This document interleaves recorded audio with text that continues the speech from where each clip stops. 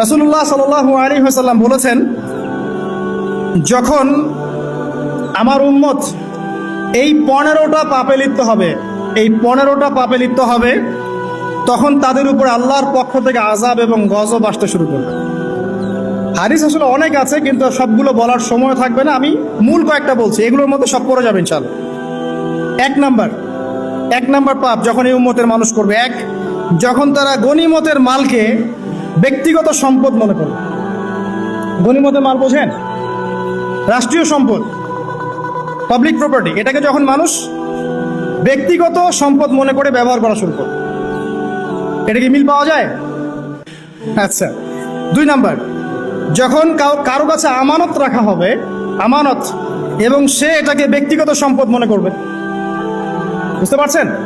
আমানত রেখেছে, এটা খেয়ানত না করাটাই কর্তব্য, কিন্তু এটাকে যখন ব্যক্তিগত সম্পদের মতো মানুষ ইউজ করবে, শেষ করে ফেলবে, নষ্ট করে ফেলবে, তখন আল্লাহর আযাব আসবে। 3, যখন মানুষ যাকাত আদায় করাটাকে জরিমানা মনে করবে, যাকাত দিতে চাইবে না, যাকাতটাকে জরিমানা মনে করবে। কি সমস্যা, কি বার্ডেন, যাকাত আবার দেওয়া লাগে কেন? আমরা তো ট্যাক্স দেই। যাকাতকে মানুষ জরিমানা মনে করবে। 4 নাম্বার, যখন স্বামী, সমাজের স্বামী যারা আছে, এরা স্ত্রীদের আঁচল ধরে থাকবে। বুঝতে পারছেন? স্বামী স্ত্রীর আঁচল ধরে থাকবে, মানে স্ত্রীর অনুগত, স্ত্রী যা বলবে তাই। আচ্ছা, গায়রত নাই, মানে স্বামী পুরুষত্বের গায়রত নাই। 5 নাম্বার, যখন সন্তান মায়ের অবাধ্য হয়ে স্ত্রীর খেদমত করা শুরু করবে। যখন সন্তান মাকে দেখবে না, স্ত্রীকে দেখবে। পাচ্ছেন মিল সমাজে? আচ্ছা। 6 নাম্বার, যখন বাবার পরিবর্তে, পিতা, বাবার পরিবর্তে মানুষ বন্ধুদেরকে সম্মান করা শুরু করবে। বাবাকে সম্মান করবে না, ফ্রেন্ড সার্কেলকে সম্মান করবে।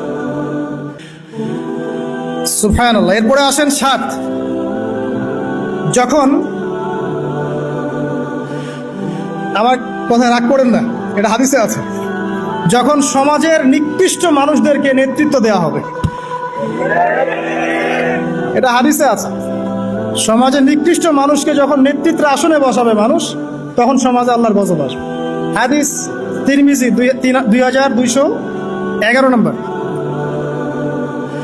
এরপরে 8, নবী সাল্লাল্লাহু আলাইহি ওয়াসাল্লাম বলছেন, যখন কোনো ব্যক্তিকে সম্মান করা হবে তার টর্চার থেকে বাঁচার জন্য।